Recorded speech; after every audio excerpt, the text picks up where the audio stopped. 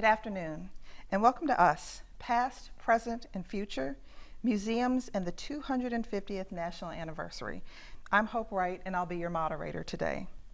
The year 2026 is fast approaching, and that year will mark the 250th anniversary of the Declaration of Independence. The United States is a relatively young country.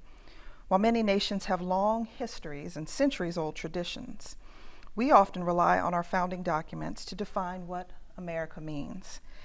But even words like all men are created equal that are a part of the language of our founding, the story is not that simple, and those words did not apply to everyone.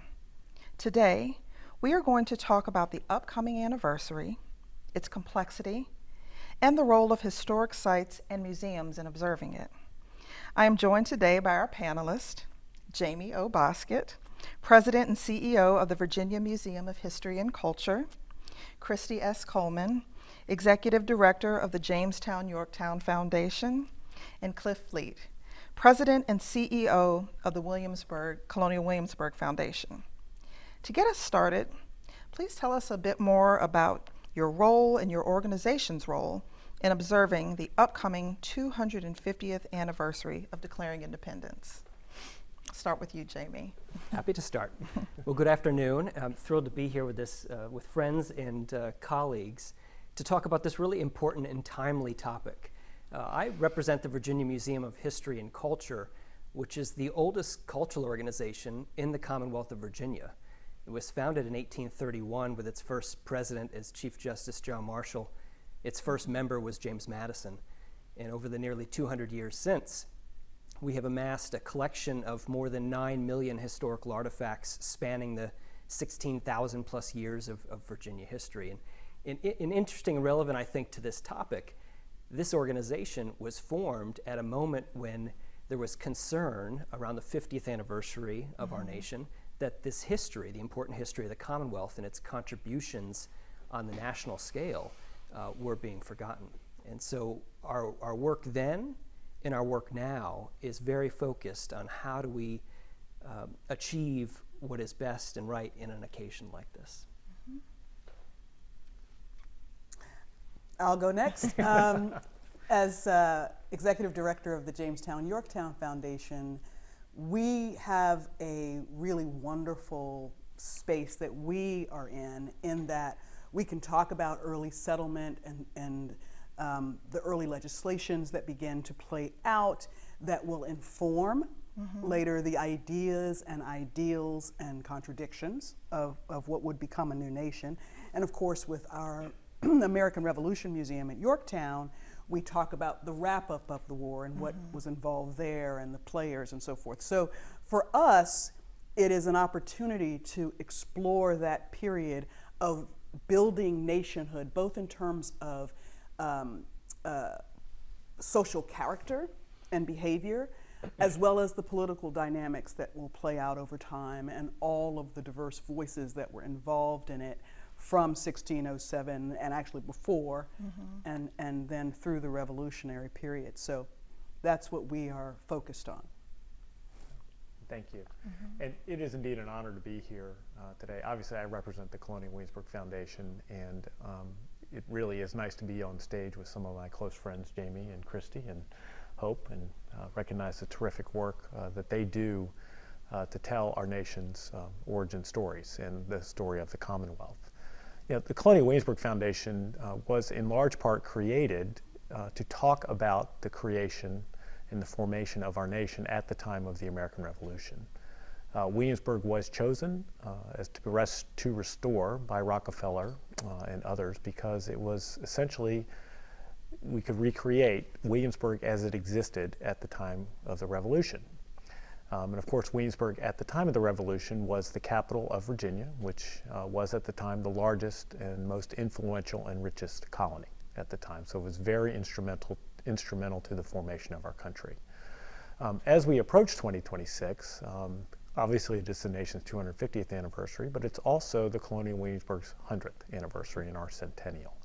And so we have a lot of things to think about and contemplate over the next 5 years as we approach that anniversary.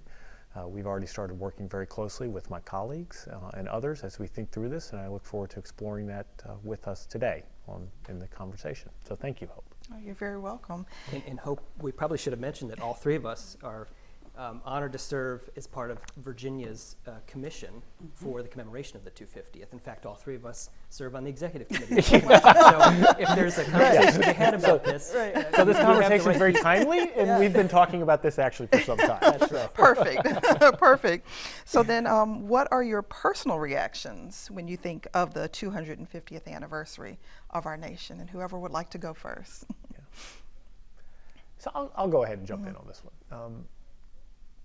As we've thought about our work in this space, we've of course done a lot of personal reflecting about our institution, our role in it, what it will be, what are the things we think we can add to the conversation.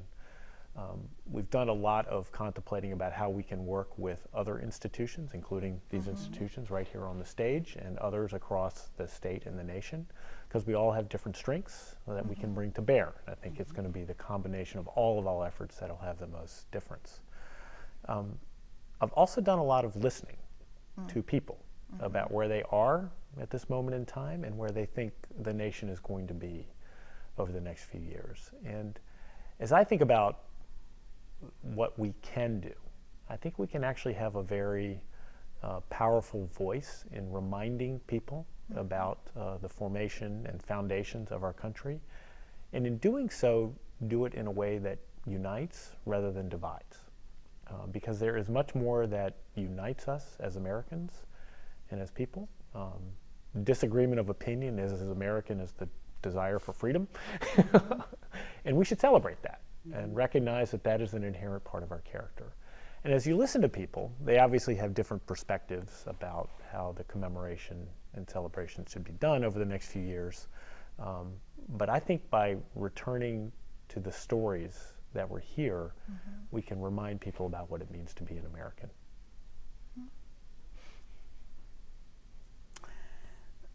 So, clearly having conversations about this in a lot of different spaces. And like Cliff, it's really important to hear what people are saying. And what I'm hearing actually is a little bit of trepidation about what this commemoration could be as well, right? I mean, so there are people who really want to celebrate. I mean, want to, do the fireworks, want to, America is just the best country on the planet and everybody should just recognize that and line up, right? And there is a nostalgia that some people really need to feel connectedness. Conversely, and actually I don't think conversely is the right word. I think complementary to that is the realization that the nation's founding was messy. America is messy. And if we are really mindful about this historical past, then we become, it better prepares us moving forward. So I think that there is this mix, and within that also sort of this equal desire for connectedness that people are expressing, but they want that connection to also reflect their either cultural, ethnic, gender, whatever, involvement in nation building. And the reality is our narrative, our more comprehensive narrative, has for too long only recognized the wealthy and their role, only recognized the role of men, only recognized the role of white men to the formation of the nation. And I think that is a mistake. And it's a mistake because it simply wasn't true. These men didn't operate in a vacuum. They were able to take off and do the things that they were able to do because somebody else was either back home tending to their needs or actually influencing the way that they were thinking through their personal and private behavior, right? And so I think as cultural institutions, we have an opportunity and a responsibility, frankly, to help our audiences expand their understanding of collective America and what this commemoration means. I would just add that in the similar spirit is Cliff and Christy, but an extra dimension, which is I wasn't around for the bicentennial, so this is the first time for me and a whole lot of Americans. I knew I was going to get a reaction. Sit down. Oh my God. This is the first time for a lot of Americans Yeah. to experience something like this, a moment like this, and I think that provides us tremendous opportunity, but also, to Christy's good point, a huge amount of responsibility to do this right and to do it differently. Yeah. It has to be more than the parade down Main Street. Parades are great, the fireworks are great, but it has to be more. And I think people of my generation, and also some very vocal people, generations younger than myself, are going to be adamant that it's done differently. And I think that we need to take that work to heart. Thank you. We actually have our first viewer question submitted by one of our viewers, Chuck. Thank you very much, Chuck. And he asks, what are the latest Colonial Williamsburg projects? And let's expand that to say, what decisions have already been made by your organization to mark the anniversary? And what questions are you still working through? I'll direct that to you, Cliff, but Christy and Jamie, if you'd like to speak to your organizations as well. Yeah, so maybe I'll answer that a bit narrowly at first about what we're doing here, and then you guys can build on that. And if I have things to add, I'll be happy to jump in there. As we think about 2026, we don't actually think about it in terms of 1 year. Yeah. Okay.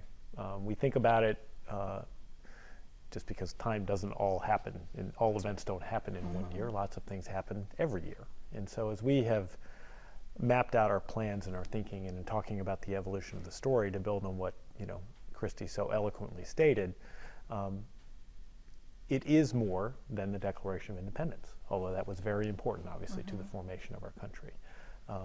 Our nation and who we are as Americans was formed by lots of institutions, lots of different people working together, sometimes under extraordinarily difficult circumstances and doing extraordinary work to create and lay the foundation for who we are today.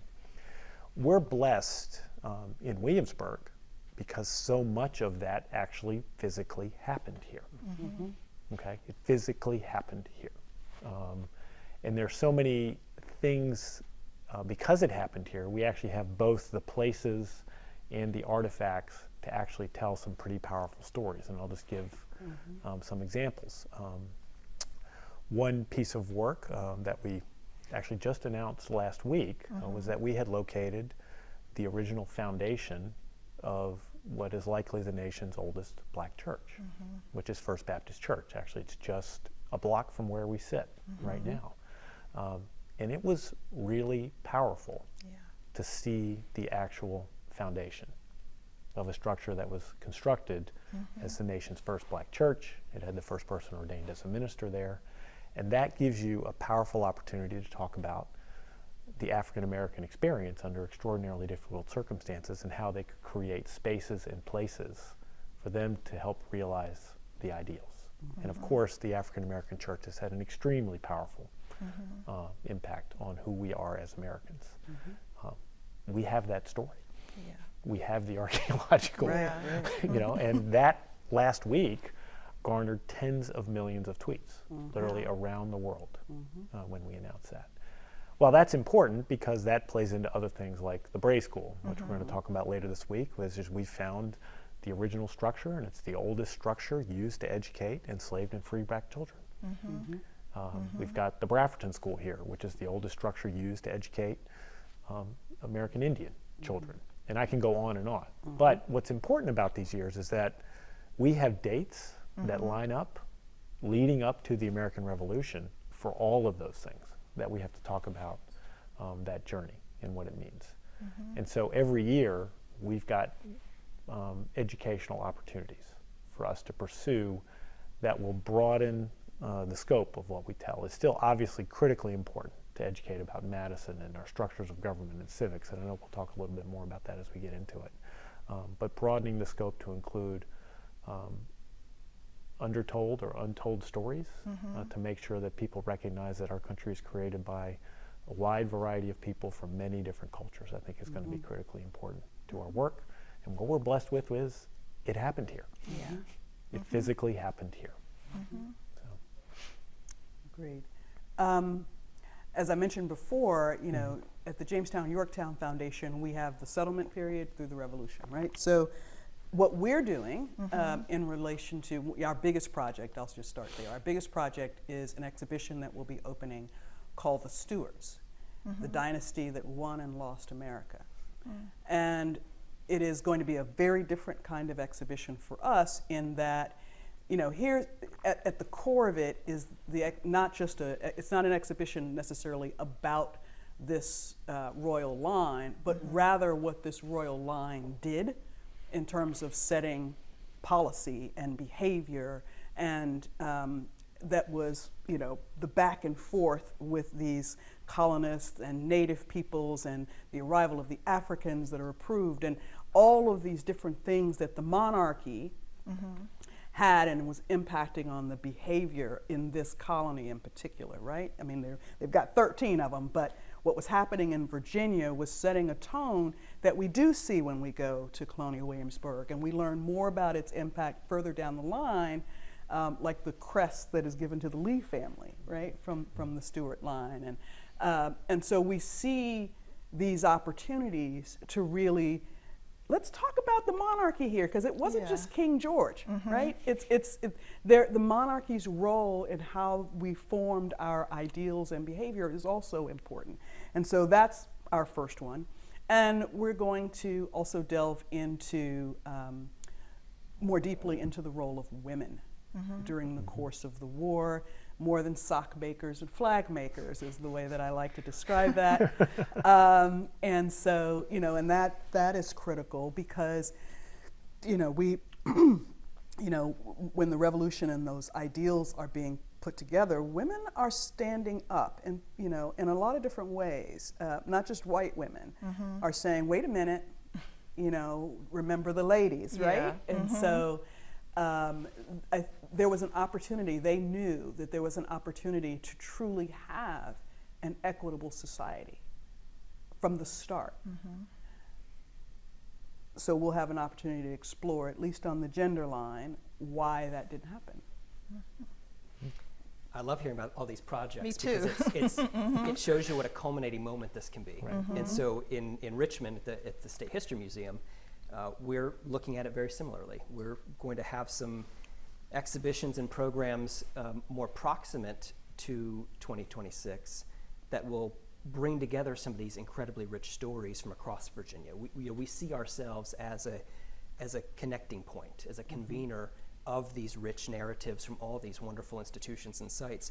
But leading up to that is what I'm really excited about, which is, you know, just as the 1776 was not just about a war, it was about ideas, right, that are lasting. The same thing, I think, is very true today, and you're hearing that from all three of us. We see this opportunity, this moment, to reinvent the way in which we share our history, right? We just, simply put, we have to be more engaging, we have to be more inclusive, we have to be prepared to talk to the leaders of today and future generations, and to do that in a way that's so engaging that it sort of brings our average back up in the role in which we are involved in people's lives. And so for us, we're actually in the midst right now of the most extensive renovation ever in our institutional history of nearly 200 years. Our 250,000 square foot museum facility in Richmond, every single part of its public space is being touched in a very, very meaningful way that I think will bring vibrance to this place and set us up to be able to be ready in 2026 and in 2025 to be doing things in an entirely different way through a reimagined facility. So it's, even I think what I'm hearing from the three of us is sort of getting me excited just talking about it, of what's going to happen in Virginia in this moment. And I think, just to build on maybe one more thread here, I think what we also recognize, and we're working hard on both collectively and individually, is I think advancing our understanding and knowledge about the period. And I'll just give you both some small and large examples of that. So one of the formative incidents that occurred in the formation of our country was the gunpowder incident here, which occurred here in Williamsburg, where Lord Dunmore took the gunpowder out of the magazine, just 2 blocks from here.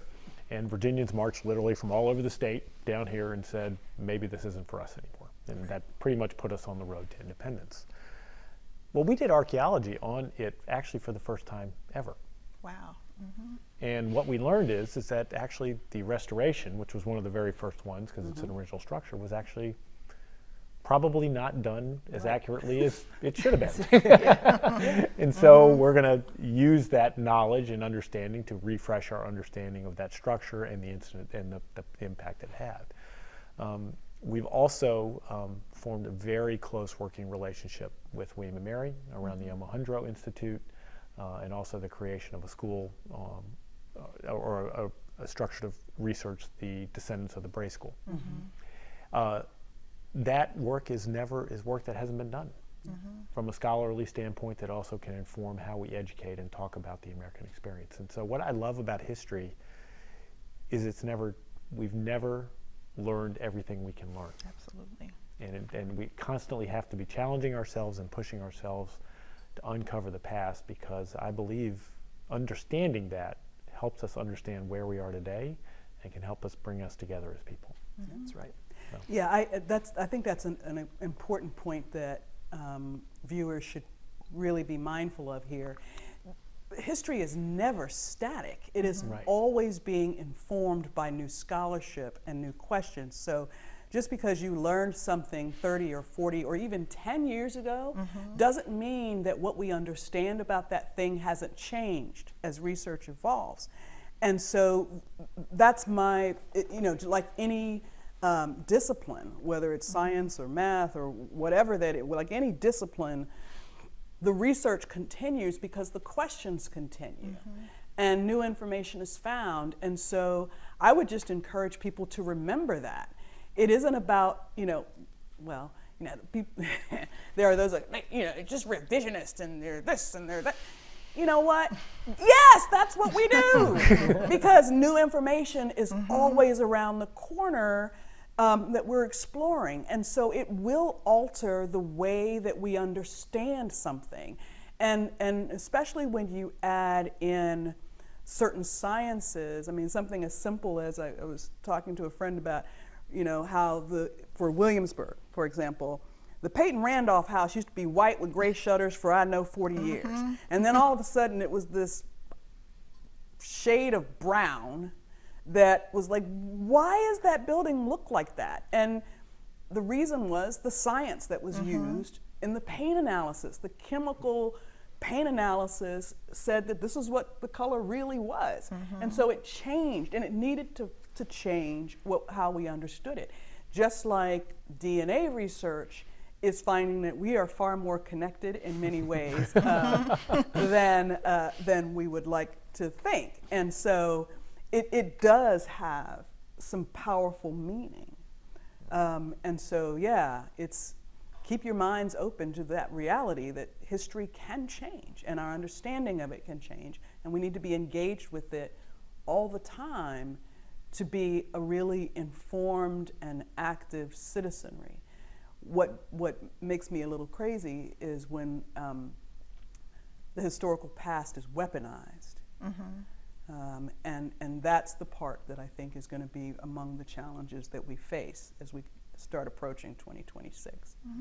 Well, that kind of goes into the next question. Are we celebrating the 250th anniversary? Are we commemorating it?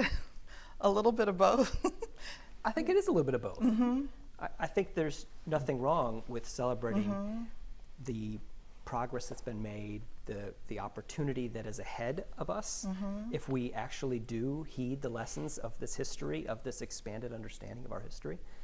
But let's also realize that, and I think this is inherent when you say celebrate, that not all of this history is positive, right? It's there are some dark chapters in our past, and I think that the real perspective and empathy that you can get from history, it only works if you know all of it, if you're thinking about and including all of it. So I think the commemoration and the celebration, in a way, need to go hand in hand, and it's a sense of responsibility, it's a sense of truthfulness and honest approach to how we talk about this history. I'm sorry. No. I don't view it as a binary way of thinking about it.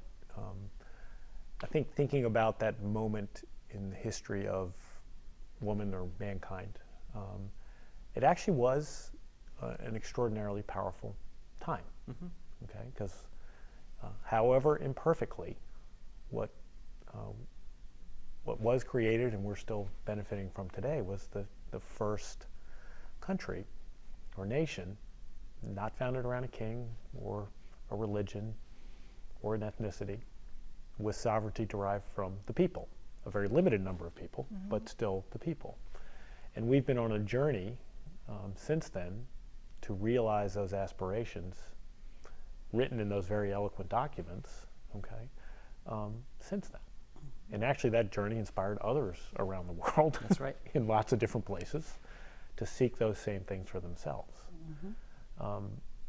There were also huge contradictions that existed in society at that moment in time. And I think we need to acknowledge and understand that and how that is shaping the world that we are in today.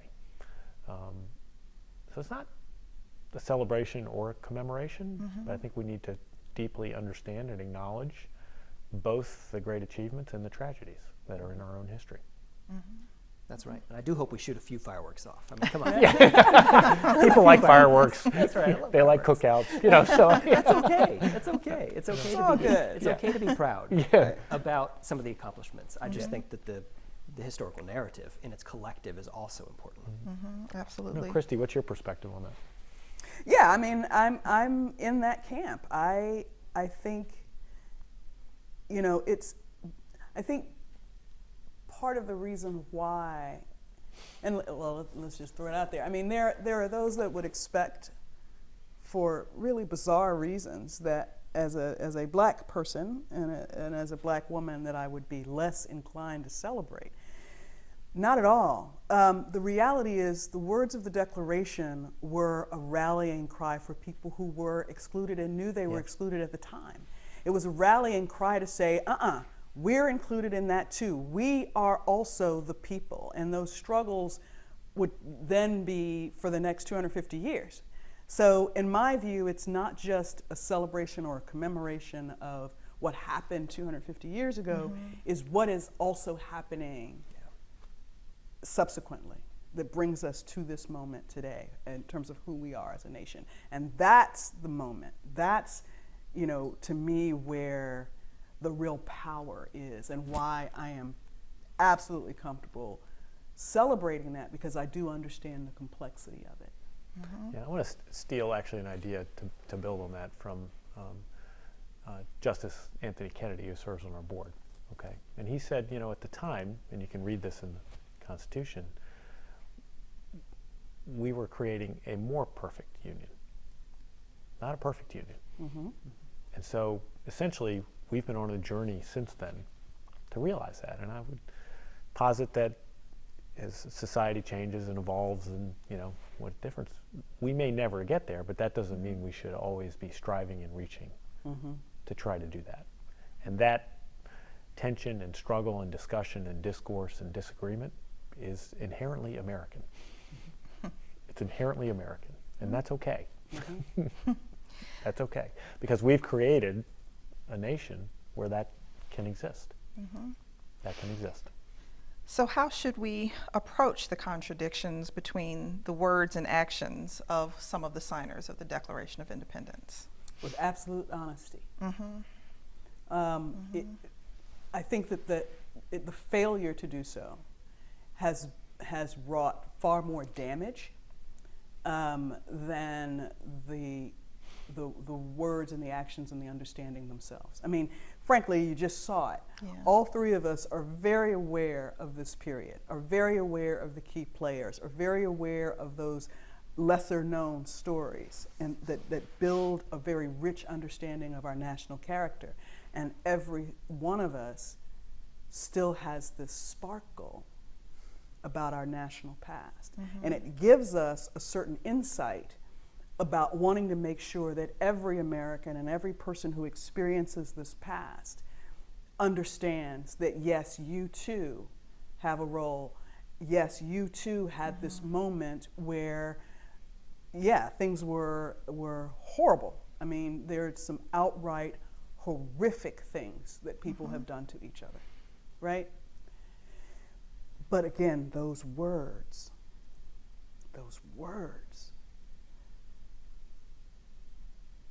of all men are created equal, endowed by their creator, took on extraordinary power. Even though the words men was used, women understood, I am endowed by God with certain inalienable rights, and I have a right to do it. No matter how much you're trying to take my property, no matter how much you're trying to keep me from having property, no matter how much you're, just a variety of things, right? I mean, so I think when we delve deeply, we come away with such a richer understanding and a desire, I think, to be more expansive about the definition of America and Americans, frankly. I mean, that's just my inherent belief that is, and it's part of the reason why I think I can look at this past with less hostility than someone who may be new to certain elements of it, right? Or protectionism. And forgive me if for people who may have heard me say this before, but I'll use this analogy. And that is, it's perfectly okay to love your drunk uncle, right? But as a family, we have to address the alcoholism so that future generations don't suffer from its impact. I know you don't like that word. Don't suffer from its after effects and the trauma associated with it, right? And so if we think of our nation that way, there are things that we absolutely are still sick. We still have certain sicknesses that are a part of our national being. If we address them and their origins, we are much better able to heal and move even further towards that more perfect union, which we'll get in 1787. So this is a long story, right? So I mean, that's my thought about that. But the potential is there. That's what I heard Absolutely. from what you just said. The Absolutely. potential is there. And I think you start to realize the opportunity when you understand what's come before, right? I mean, it's just, what was it, 2 years ago, we were commemorating as a nation the centennial of women's suffrage. And you sort of bundle in all of these places of start and progress. And I think it snowballs into the opportunity of this nation and why it's so important that we study it and mark occasions like this. And if you study the history of the time period, to Christy's point and Jamie's point, you can actually see the sparks that existed right at that moment that were inspired to say, what about me? It may have taken a while for it to be realized, but it started, right around that time period. And so it's an incredibly important moment, I think, not only in our nation's history, but the world's history. Absolutely. Because it also inspired That's right. revolutions around the world. Absolutely. To said, what about me? And the world Why will can't be I watching have this life, too, liberty? I think. What? I think the world will be watching us in this moment too. Yes, they will. As we progress, as they do all the time. Now, we've already touched on this, but why is it imperative for historic sites and museums to educate about and promote active citizenship? Well, we spend a lot of time, I think, as Americans, and you can see it debated, ad nauseum in the press today, about my rights, okay? My rights, and I have this right and I have that right, and actually most of the rights people are talking about are actually, don't have a clear-eyed understanding of actually the Constitution and what your rights actually are. But what we don't spend time talking about a great deal is our responsibilities. Because as citizens of a free Republican democracy, it doesn't happen without active and engaged citizenry who understand how they need to operate in this world. And in fact, you saw that thread exist at the time of the Revolution, when many of the founders, George Washington, Madison, Jefferson, etc., talked about the need to create a national university to educate people about how they needed to operate and be active and engaged citizens and be responsible in terms of activating their responsibilities. Of course, that never happened, but what it did lead to an understanding of is we need to educate the citizenry on how they need to be Americans. And of course, it has been long embedded into our DNA to do that. And by and large, it works. We have occasional things that don't work, but by and large, it works. I do think deeply, though, that there has been a decline in teaching about civics recently, and I have to think that we are bearing some manifestations of that in terms of the public discourse and discussion that's occurring. And so I think it is absolutely imperative that institutions such as ourselves remind and educate people about how to operate and how to act and what your responsibilities are as Americans inside of this incredible system that we're blessed to have as our government. Because the power of the system is derived from us, the people. And so we have to know, what does that mean for our responsibilities as how we operate. And I'll add a twist to that, which is that, to your point of organizations have an imperative to do this work, it goes right back to what Cliff said when he started. These things, many of these actions that have gotten us to this point happened here, right? Just feet from where we're seated. And so I think our responsibility is that we have the assets, we have the truth that is an artifact, that is in the research, that is in the sense of place and its importance, that you don't have anywhere else. And so we all have that responsibility because of the uniqueness of the type of institutions we work with, that we have to play a role. We really must. Some people, you see it quite often, that museums tend to be among the most trusted organizations, ahead of universities, ahead of politicians, ahead of the news. So we have to be in this game, and we have to be prepared to do it right and honestly, and in a way that's really compelling. Now, we've heard about how debate and disagreement is inherent to the American character, but how will the current polarization of our political climate impact the recognition of the anniversary? Both of us look at Christy. Yeah, right? So let me say this. I think that our national museum organizations are very committed to this work.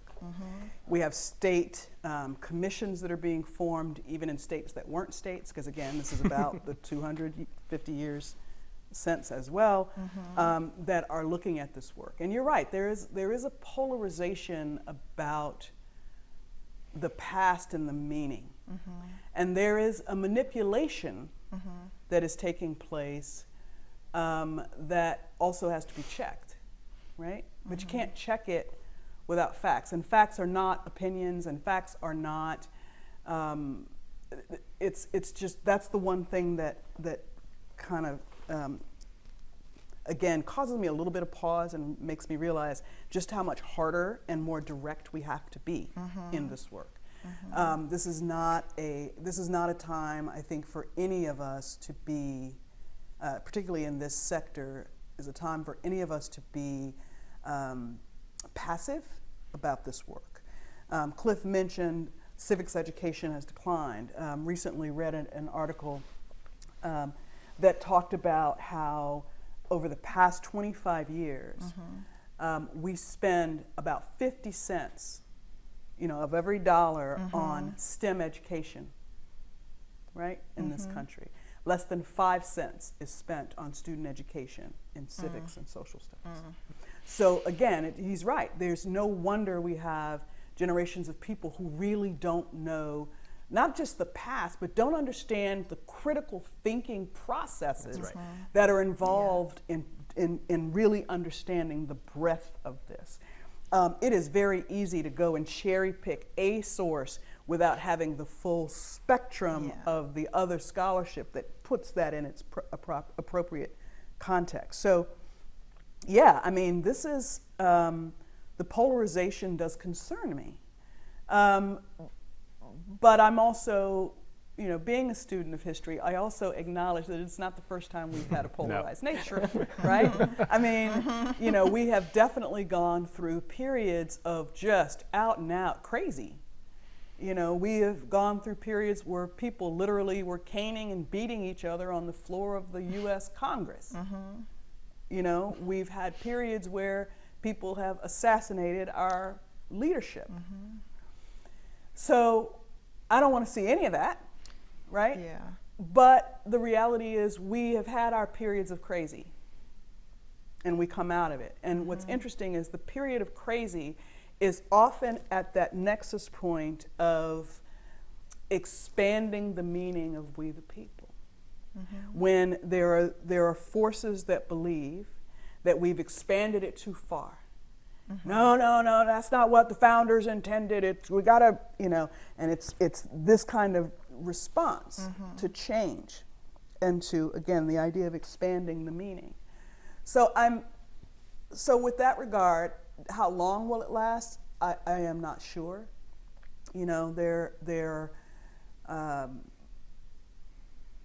Because we had a period of frankly, we've had quite a period of expansion of rights to different groups, probably one of the longer expanses that we've had. So the types of backlash that we are seeing and polarization we're seeing, again, from a historical context, is not unusual, because it's like a rubber band. We have stretched and we have stretched and we have stretched, and whoo, look at all the people we got, and then it goes, whoo, and the rubber band is bigger, but it has had this violent sort of snap back. And that's, I think, what we're experiencing right now. So I'm hopeful, but most of those don't take long. I mean, they don't last more than a decade, generally, right? So with that regard, I'm saying, okay, let's start counting from that particular date, and then, certainly by 2023, 24, things might calm down. So that's, where I'm hopeful and thinking. I absolutely agree.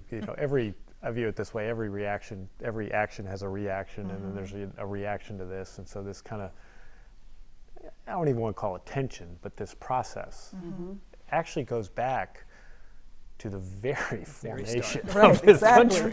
And many of the tensions that we are still debating today, polarization and issues, were inherently there at the very beginning. I mean, Jefferson's first election went to over 20 votes because they were so polarized about whether he should be elected president of the United States, okay? If you look at him versus Hamilton and the tensions between states' rights versus national rights, we're still talking about that today in terms of what does that mean? How much power should be in the Supreme Court versus how much should be in the legislatures? Okay. Versus how much should the executive have? Versus the executive have. How much power should be there? Well, how should we divide the power up between the three branches of government? Still debated at the very beginning and formation of the country, and it's ebbed and flowed over the course of our country. But those, well, it's designed to be organic. It is, right? That we of the present are helping shape our destiny. That's important. Right. Right. And and that's the other thing. And it's like, again, as you actually learn the history and you pay attention to these characters and all the debates that took place at the Continental Congress, and then subsequently, the Second Continental Congress, and you realize that. And I like to remind people all the time, that states' rights thing, they tried that. It was called the Articles of Confederation. It fell apart pretty quick. And so we had to have this more perfect union, right? So what's interesting is you look at all of these characters, even talking about Jefferson was like, look, we need to be throwing out a constitution every 20, 30 years. Right. There is no reason for this thing to last this long. But the brilliance of the document is its adaptability. It is built into it the process for change. And so it comes back to how informed will people be, or will we allow ourselves to be as they were at the time? We got to remember, it was an oligarchy that was designing this new government. Like it or not, that's exactly what they were. It was an oligarchy. And we have found ourselves right back in that role. The question is our oligarchy as smart in terms of thinking bigger about what the collective, the title of this is, us, right? And how is that going to play out? Yeah, and it's also interesting to think about that the system was designed at the very beginning to be very messy. Sovereignty was vested in the national government and the states, which was revolutionary because usually it had been in the king, you know, and it came from the people, which was an extraordinary way of thinking about how all this was going to be structured and put together. And so it was messy in the beginning, but that was done to enable us to be free, as defined at that moment. And of course, we've been on an expansive journey to have others say, I want to be free also. So what audiences should we most try to reach as we create programming for the anniversary? Every single one of them. Every single one of them, from students to adults to elders to whatever persuasion you consider yourself. This is our story. This is the story of us, for God's sake. And so as institutions, I will say this, as institutions, this period of time is also forcing us to look at our practices and behaviors, where we as institutions may not have been as open and accessible to the audiences that we claim to want to serve. And yet people would walk through our doors historically and not feel welcome and not feel like their stories were involved. And so there is an internal process here as well as an external one. And I think, and I know, not I think, I know that at least these three institutions are working very hard at that to make sure that that expansiveness and that openness is within our organizations as we are trying to reach outside of our organizations. Because I can tell you, there's nothing worse than walking into a place that claims to want you, and then when you get in there, they degrade everything that you are and the way that you think. That's not ever going to bring me back, you know. So it's important. It's important that we think about that. And she's right. I think it's a no-brainer, right? And it goes back to being an engaged citizen. You should participate in activities of reflection and of future planning. But I will add that I do think there's a bigger lift to get some segments of our community and of our nation to get engaged in this. And that comes all the way back to where I started. I think we need to work really, really hard to get the younger generations engaged in this process to set us up so that when we have the 300th anniversary, and hopefully I'll still be here for that one, there will be, we won't be talking about just the same topics, but we'll be adding, you know, this sort of additive process. So let's get some of the change makers involved, and I think we got to be focused in order to pull that off. Jamie, thank you for reminding us once again how young you are, saying you could be here for the 300, because pretty much guaranteed I'm not going to be. So, but I think museums are wonderful institutions, obviously, you know, we all lead them. They also tend to be not the most hotbeds of innovation in terms of how they think about things, because we're about, in many cases, preserving the past. And so I think we have to think deeply as we think about reaching new audiences about how we do that work, and think about innovative new educational methods that will help us reach people that may not think about museums in terms of how we do our work.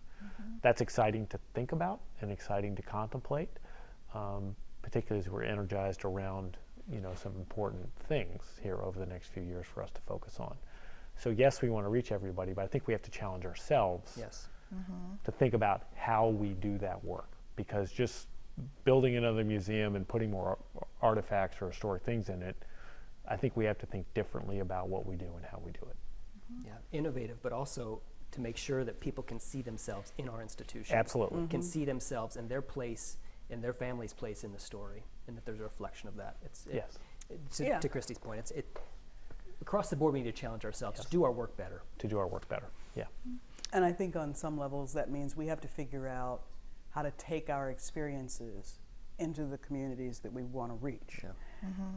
And that's not just digital, that's just one of many tools that we could use. But you know, that's the other thing. I mean, if we're opening our doors of our institutions, then that means we're also like going out there. So, Yeah. so there is that thing in this work, and yes, innovation is key. It's absolutely key. Yeah, and Jamie, I'll give you a lot of credit in this space. You've done some remarkable things there with what I would call a very traditional institution that I've been a member of for many years, but you have come up with some very innovative ways to reach people and bring in new audiences and new people that we want to have be a part of the story and see themselves and be reflected in the work and what we do. Thank you. So, I think, yeah. and I steal most of my best ideas from you two and others. There's something really special happening right now to the greater point that there's a milestone moment upcoming, and we all got to rise to the occasion. Yeah. So come to Virginia. Come to Virginia. Come to Virginia. And that leads perfectly into our next question, considering that we're looking to communicate with new and different audiences. What are the stories we most need to be sharing as we observe this 250th anniversary? That we most need to be sharing. See, that's a hard question because then you're asking us to prioritize. Right. Okay. Right. So I'm going to reshape the question and answer it differently than that. As we have talked about our work, and hope you know this, we think it is critically important that we do everything we've talked about and making sure everybody can see themselves here, doing the research and explaining the stories of the groups and people that may have been undertold, First Baptist Church, Bray School, etc. But it's also important that we recognize that that doesn't come at the expense of the work around Madison, Jefferson, Mason, because if you want to tell, and we must tell, the complete story, you have to tell the stories of all. And we need to recognize the inherent complexities in that work, but it's not an either-or question. I mean, the puzzle doesn't work without all the It doesn't pieces. work without all the pieces. You've got to have it all. Yeah, and so, we're not, none of this is, Jefferson's going to be a big piece of what we do. You cannot tell the nation's story without talking about the inspiring words he wrote in that document. Okay. Also important is our work on other areas and new exploration and new knowledge and new understanding. So I think it's the complexion that needs to be thought about. Yeah. I come back to that word additive. Yeah. I think it really is an additive process. Yeah. It's not pie. Pie. It's not. We're building a bigger table. Yep. Yeah. That's right. Yeah. Well said. Yeah. We have another question from Lacey who asks, when I was a child a half a century ago, we taught American history in two parts, before and after the Civil War. We still do. Approaching 250 years since the Declaration, should we advance our academic dividing time? Or put another way, if we divide U.S. history into two sections or semesters, is the dividing point arbitrary or fixed as we continue to add to the additional historic timeline? I think that's a great question for the person who used to run the American Civil War. Right. And sadly, adding more semesters is probably not the answer. No, Right. I don't think the kids would like that very much. You know what? I would move it. Because, and here's why. I would move it not up to the Civil War and then post-Civil War and after. Well, so for me, there's the birth of the two nations, right? I mean, there's the 1776 peace and everything that led up to that, right? Which was already, 150 years at that point? Yeah. Right? Of early nation building. I would actually do it starting with Reconstruction. I would put the Civil War in the first half as the cap point of the conflicts and contradictions of the Constitution and how it blew up, almost destroyed a nation. And then I would start with Reconstruction as the next cycle, because the period of Reconstruction, even though it has been falsely claimed and taught that Reconstruction was a failure, it was not. Reconstruction was abandoned as a political policy because it was deemed too expensive. But what it does is this is the first great expansion of that American ideal. in our nation's past. With Reconstruction, not only did black males gain the right to vote, and in some places women gained the right to vote during Reconstruction. It depended on the state, right? But most of white men who had been disenfranchised because of property requirements and all these other things were now also allowed to vote, as was the expansion, the first real expansion of who's an American. If you're born here, you're an American. That was it. Yeah. That didn't exist before, right?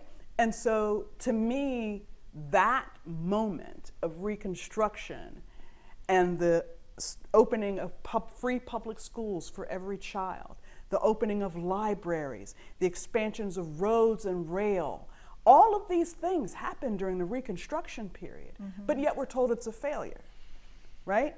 And it wasn't. The failure was white supremacy in the South was no longer allowed to run things. That was how it was deemed a failure. And so to the point where legitimately elected local governments were overthrown, right?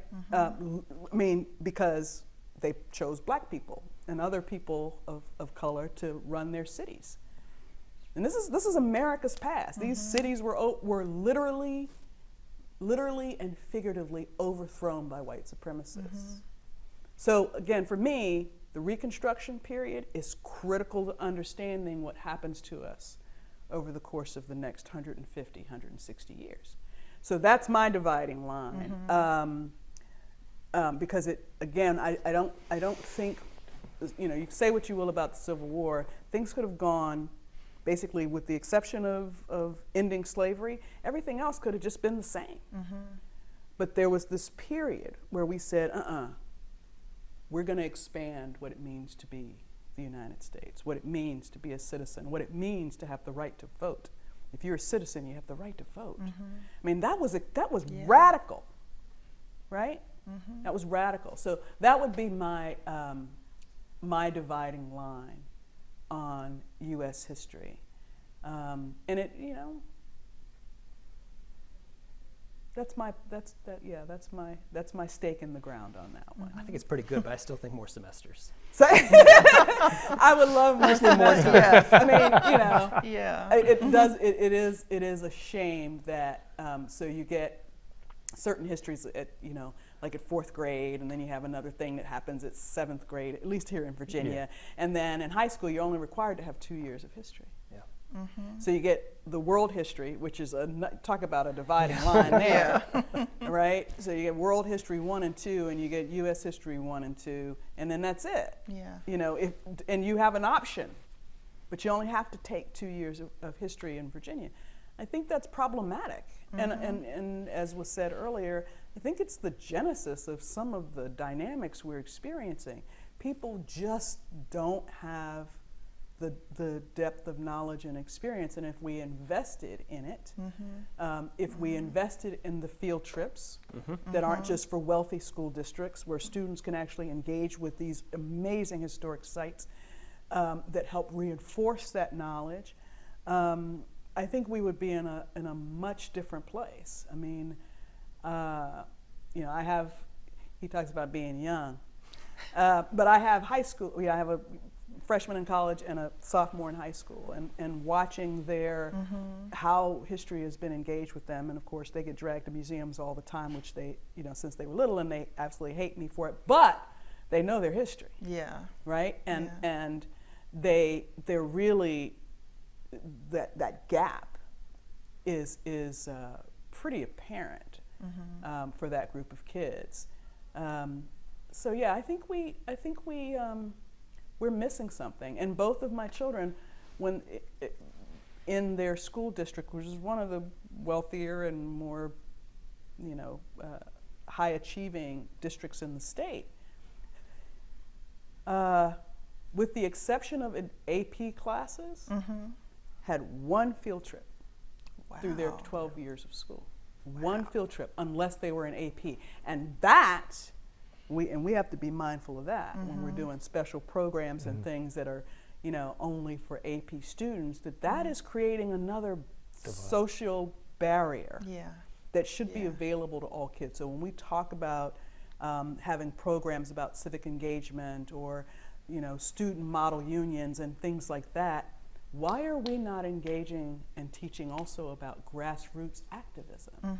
Why is that not a part? Because everything that happens politically, more often than not, has a grassroots element to it. And so, and we just, we have stripped ourselves. So if you are, wherever you are watching us today, you have a responsibility to work with your departments of education, your boards of education, locally and statewide, to make sure that opportunities are available for students to understand their history in an expansive way. And I know that there's some people who don't like that idea, right? But the truth is, we will be a better nation if we do. Plain and simple. That's right. Well, our time is growing short this Yeah. afternoon. Yeah. But before we conclude More the conversation, More more semesters, I agree.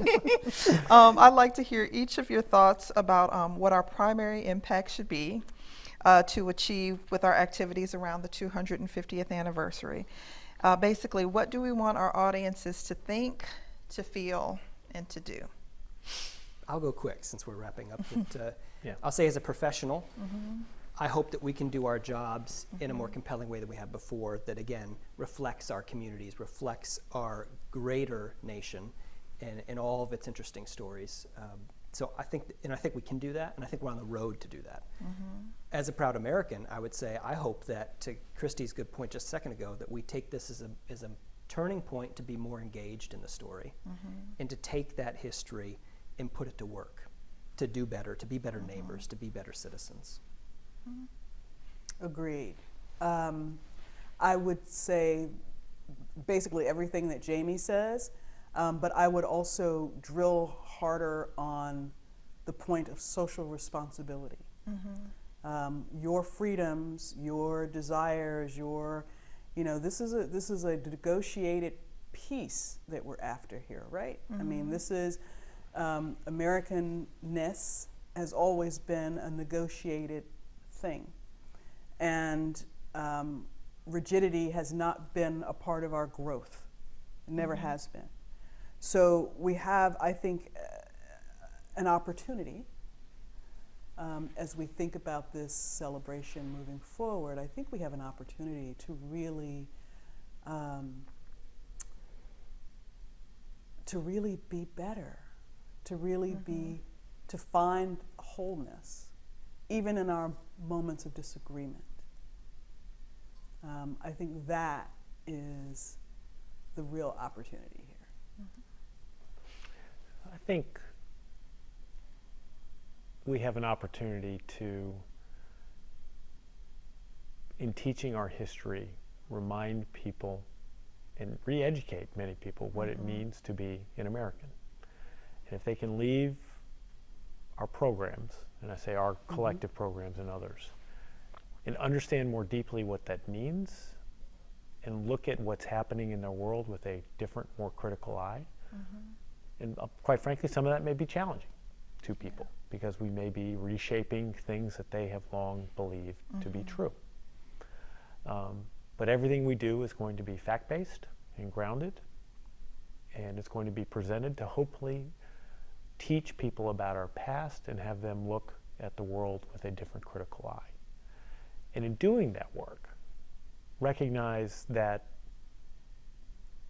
we live in a world and in a society where disagreement is actually designed in as a very healthy part of the process. And that in doing so, I hope that we can agree to disagree without being disagreeable with each other. And recognize that in those tensions and in that discussion and in that debate, which has been going on since Williamsburg here, and actually the creation of the documents themselves, and remind people about that heritage, that we will reunite and bring us closer together about what it means to be an American. Thank you so much, Jamie, Christy, and Cliff, for being here with us today and for the discussion on how we should approach the upcoming anniversary and what we can expect from historic sites and museums. And thank you all in the audience for joining us. We hope that all we've talked about today has inspired you to think about what the upcoming anniversary means to you and how you might use it as an opportunity for discussion and education within your own community. We'd also like to thank our donors, especially Mark and Iris Koblitz, who make us, past, present, and future possible. Join us again next month on November 20th, when we will be joined by Colonial Williamsburg's American Indian Initiative team to talk about interpreting American Indian heritage. I'm Hope Wright, and we will see you next time.